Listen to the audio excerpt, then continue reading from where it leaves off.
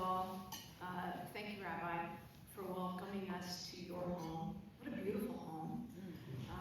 A spiritual home for so many in our communities here, and it's wonderful to be gathered here in such a welcoming place. And happy harvest season, everyone. I mean, we're on the Eastern Shore, and the earth is throwing a grand party right now, if you haven't paid attention.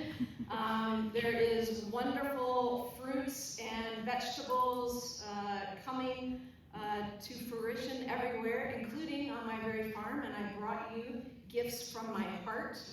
I handpicked today, all day long, just for you, Asian pears from our Asian pear orchard. They're organic Asian pears. They're delicious. It's kind of a cross between an apple and a pear. And if you haven't had them before, there you go, right there.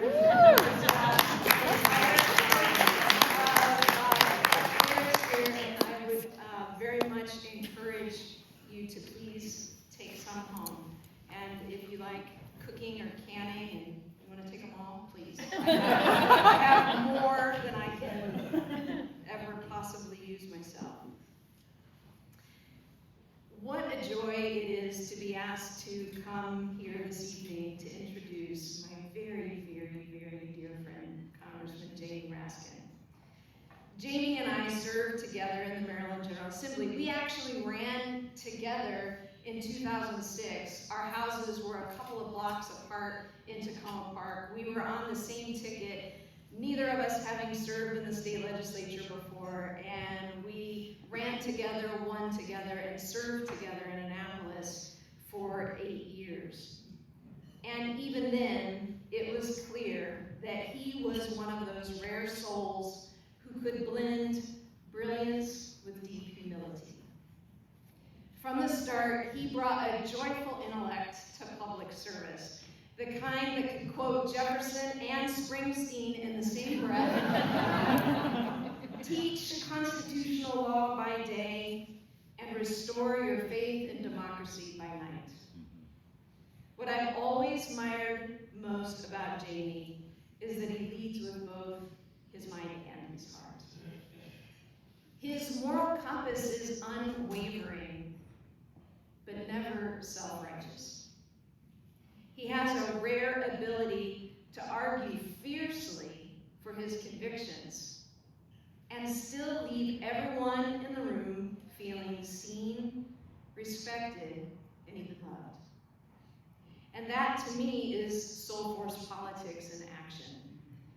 At my nonprofit organization, the We Are One Alliance, one of our programs, Soul Force Politics, is about bringing our highest values, love, compassion, truth, respect, into the way we engage civically.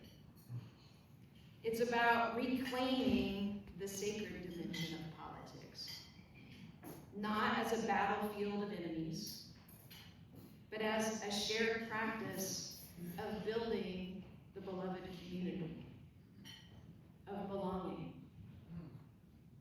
Jamie lives that truth.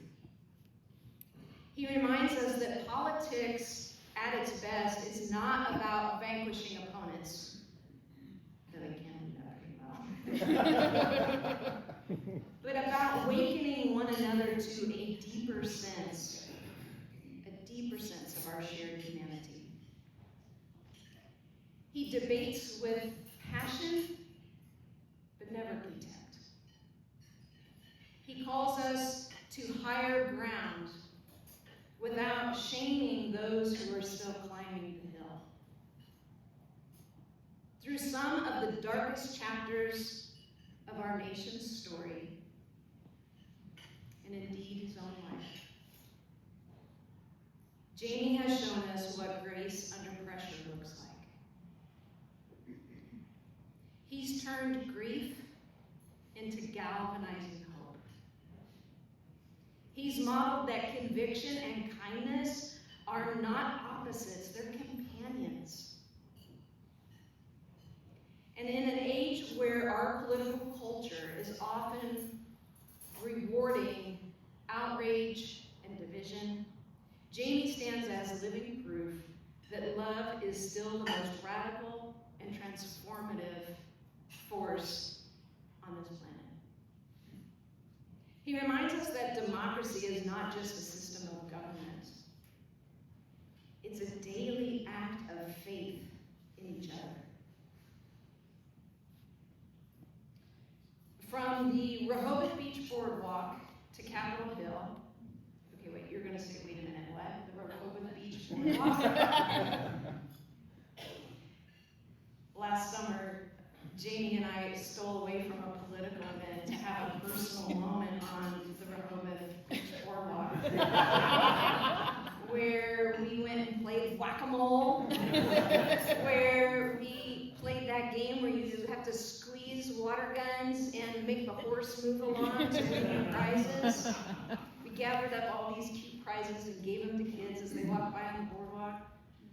We sat there near the ocean eating ice cream well into the night, just sharing stories, connecting, talking about everything that's happening in our country, why we know that we can believe that everything's going to be okay.